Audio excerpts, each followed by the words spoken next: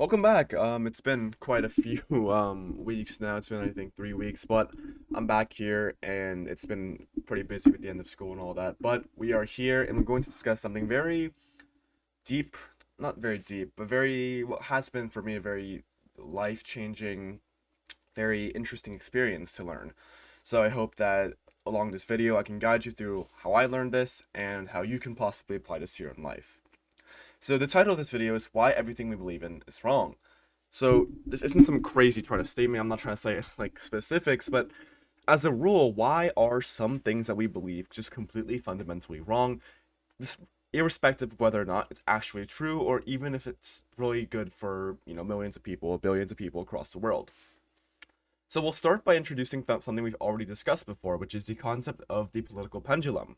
That is to say, history moves in a very peculiar way as it moves as a pendulum. Every time the political state of the world is flipped to one side, let's say to the right, there has to be an overcorrection.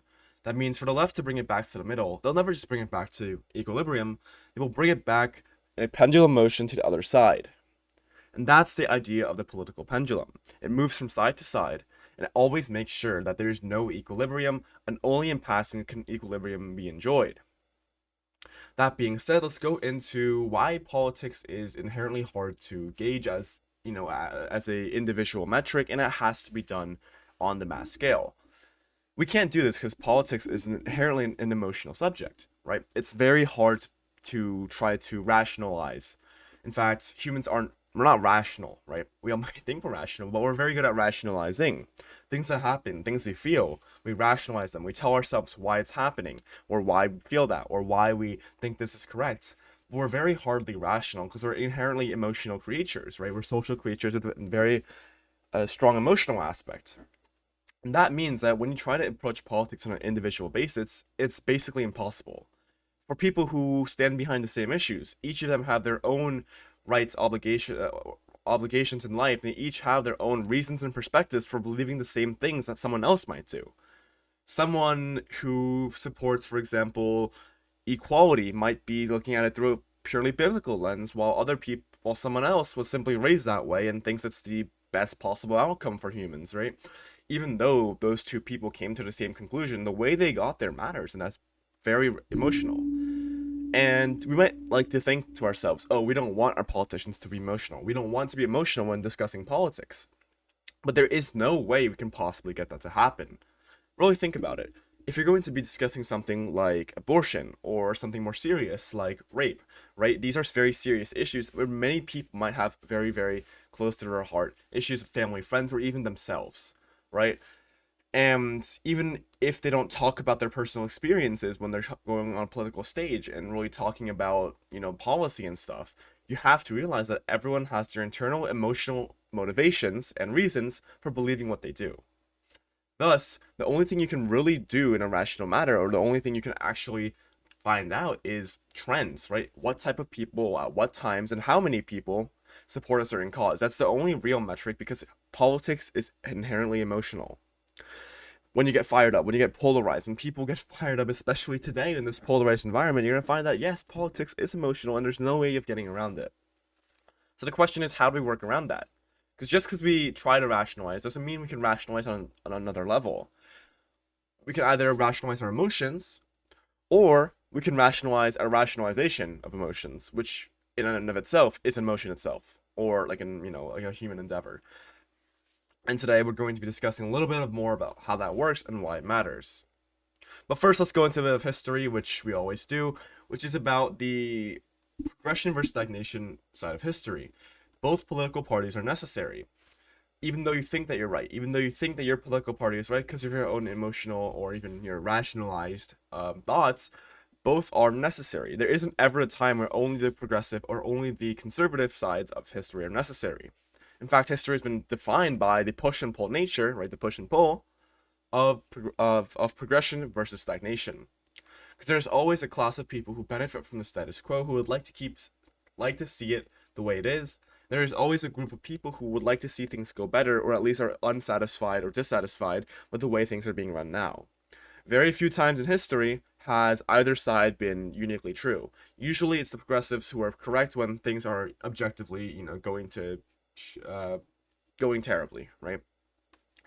So let's look at some examples of this. Where are some examples where progression versus stagnation had its, impact?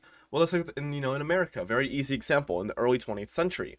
This is when the progressives under, Teddy Roosevelt were the very highest, right? Obviously, they had all their, policy goals, right? With their, they had their, like I'm blanking right now. Oh my God.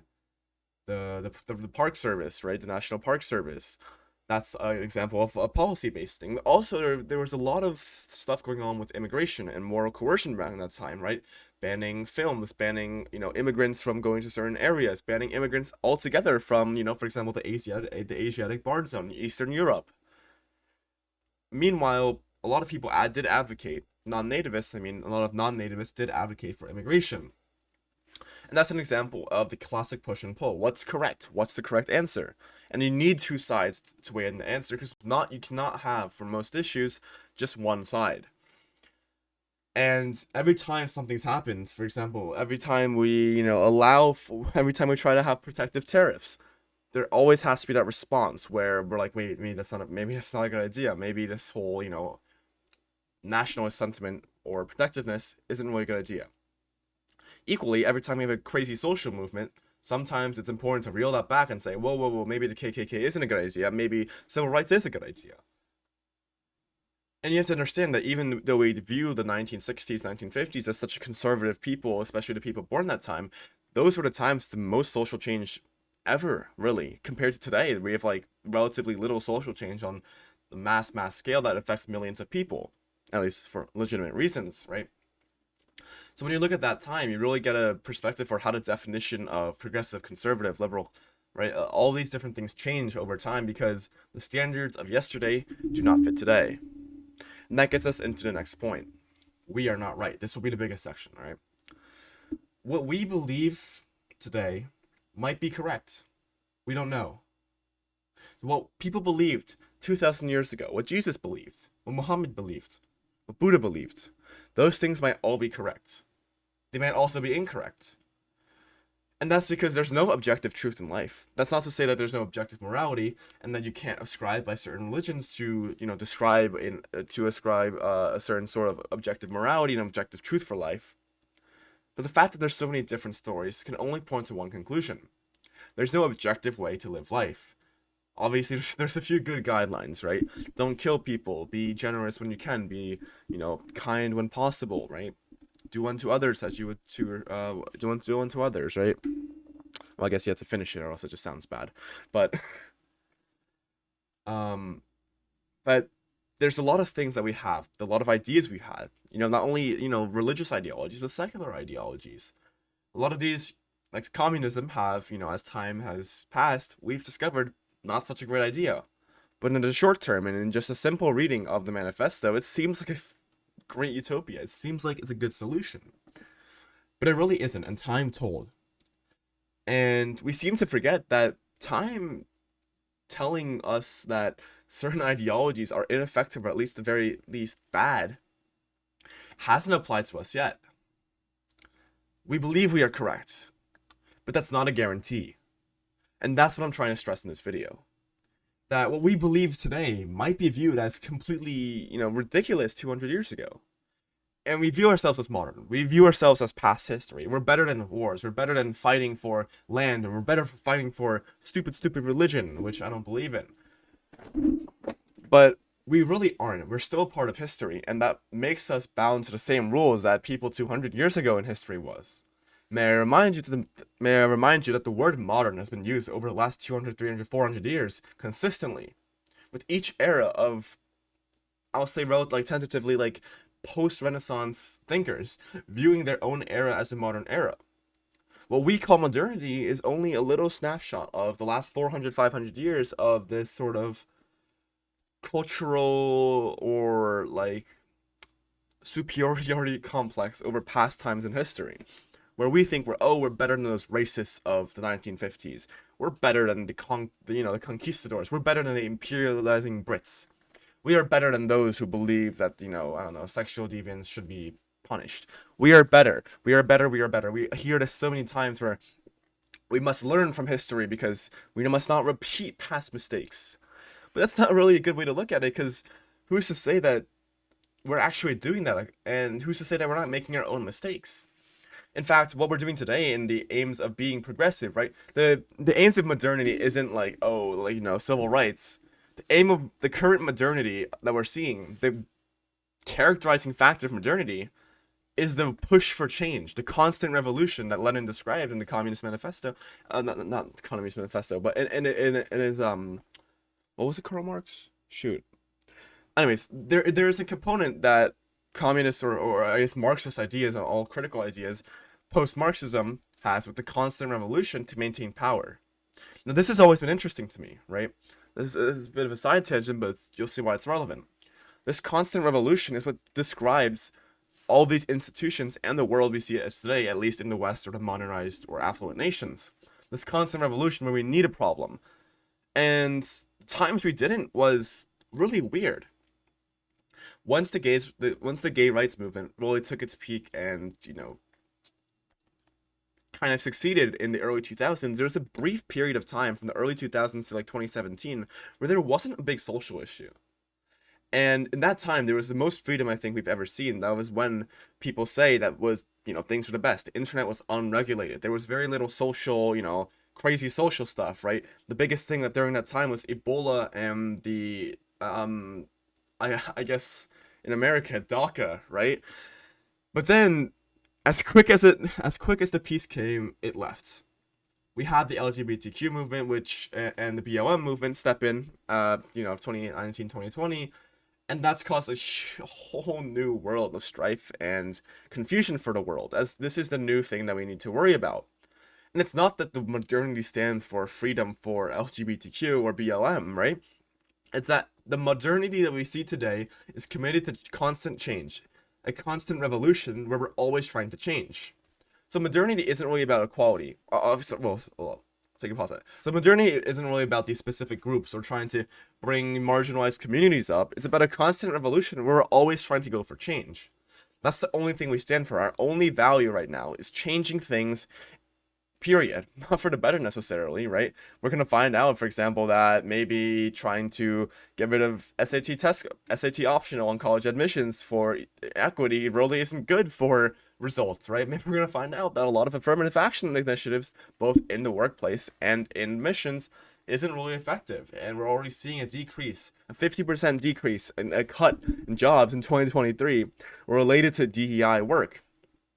The backlash is coming. The pendulum is coming the other way.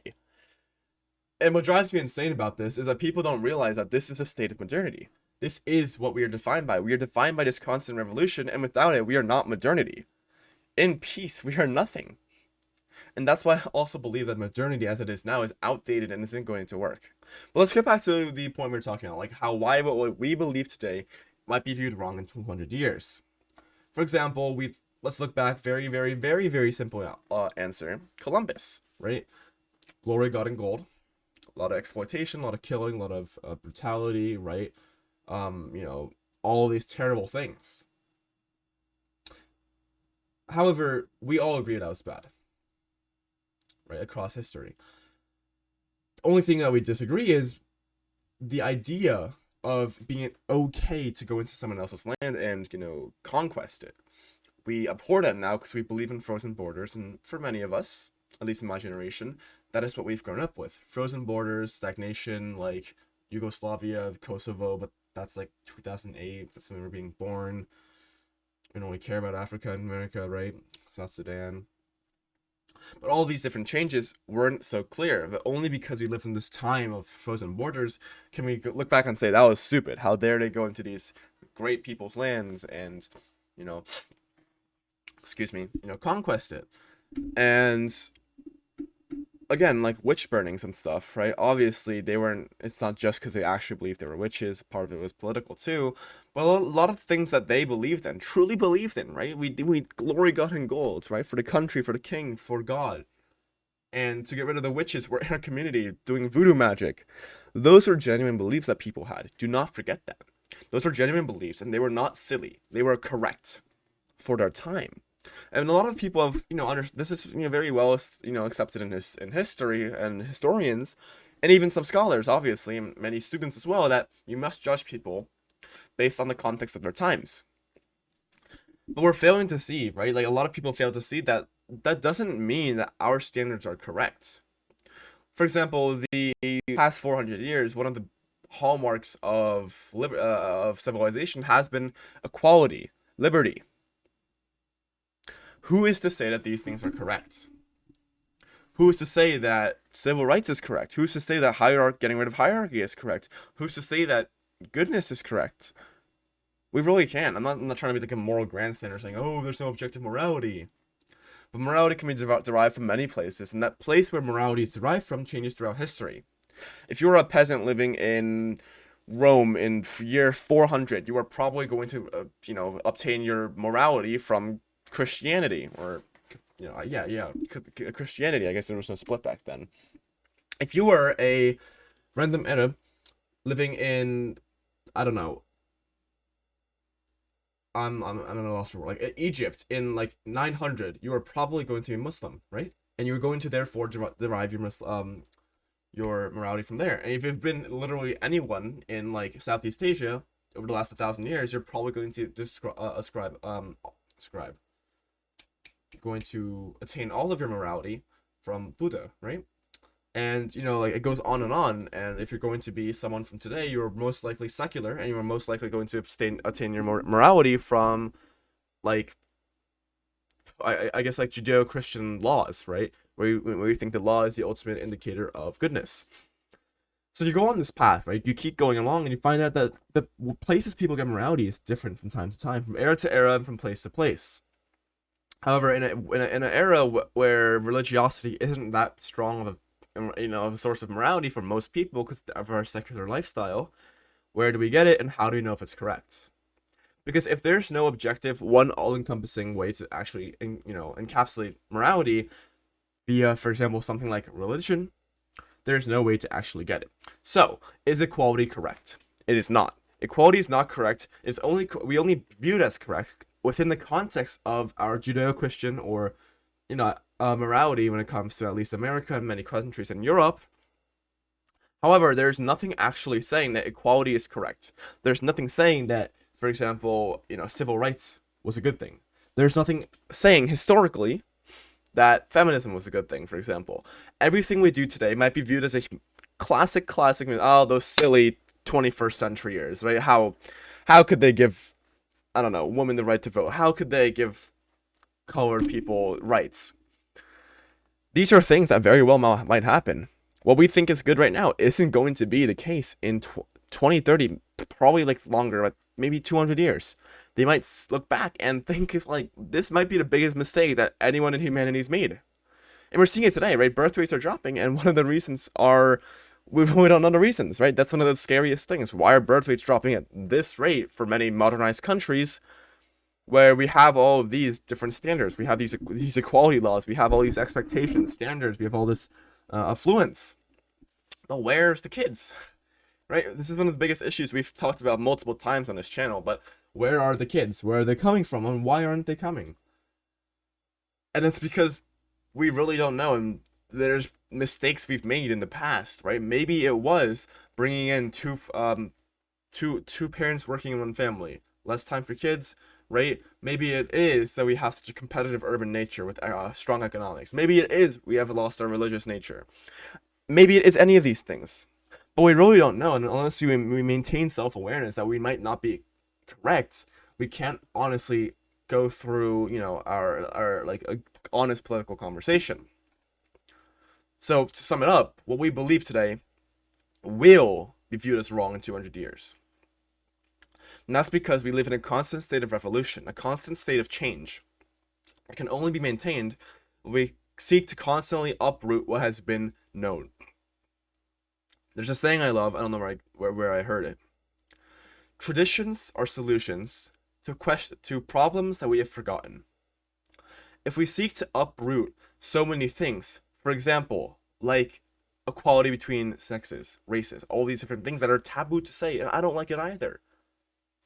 But if we choose to ignore the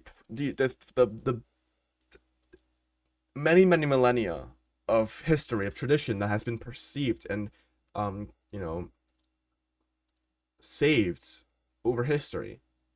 We might be making mistakes. We might be trying to undo solutions to problems we don't even have today. And that's only because tradition has brought us to this place. And as we constantly seek to uproot previous things, call them immoral, call them unequal, call them evil, we might be making mistakes that might be terrible in the next 200 years. But to actually maintain self-awareness, you need to have real-world applications, which is going to be the last brief part of this video. You want to use this idea, you want to use this self-awareness, and I encourage you to think about this more deeply. Be aware that what you believe, not what you believe like on like abortion or like tariffs, what you believe fundamentally might be incorrect. Additionally, what you believe on like the smaller policy issues might be incorrect. So imagine, always imagine, how are my beliefs going to be thought about in 200 years, and what are the possible consequences of my beliefs in 20 years? And by doing so, you're able to actually escape the emotional political trap and rationalize yourself. You're still rationalizing, you're not rational, no one's rational. You're rationalizing yourself on a level above that. You are not only understanding your emotions, you are understanding that the understanding of emotions is probably incorrect. And that takes a lot of thought. That's, I'm not perfect at it either, but you need to understand that everything you believe in is probably incorrect. It will be changed, and you need a really, really strong historical and convincing argument why your beliefs in equality, for example, are in line with the rest of history, aren't going to have any negative impacts in the future, and why they matter today, and why they will matter tomorrow, and the day after that, and the day after that, despite any changes. Again, the biggest example I have is equality and the way we see things now. Our current competitive nature and maybe the endpoint of capitalism, a very good example is capitalism, the market, the free market. It might result in the current state we're in, where ultra competitiveness in affluent nations causes for very, very hard situations for young people to reproduce. And once you don't reproduce, I highly urge you to check out my video, right? The collapse you weren't told about, the video essay. But there are severe consequences that people will not want to recreate. Once you lose half your population to simply not having kids, and you can't support your elderly because there's not enough people working, that's when problems arise. That's when you realize that maybe this way of doing things wasn't correct. But here we are today. We are the generation of the most learned people. We are the most affluent. We have the most literacy, the most access to history. We have the internet. And to not use all of this, and to not actually make the right choices, and just let all of this happen, is going to be disaster. For the first time in history, we have the ability to learn all these things from history and actually use it. We, as the people, right? We, the people, have the opportunity to learn what we can and apply it, and be able to actually look at ourselves in the mirror and say, wow, we were wrong about this. We are wrong about this. No, we were wrong about this. We are wrong about this. We never want to say we were wrong about this. With all this information we have today, why not make the right, choice and actually go for the better? Thank you. So if you had any, comments, thoughts, literally anything, please drop them in the comment section down below. If you made it this far, please let me know so I can give you a little, high five thing, because not a lot of people watch all my videos all the way through. So this was a really fun video to make, and I don't know how frequent I'll be after this one, but I do have 1 or 2 more videos planned. So it's been a Rhetoric Reviewed.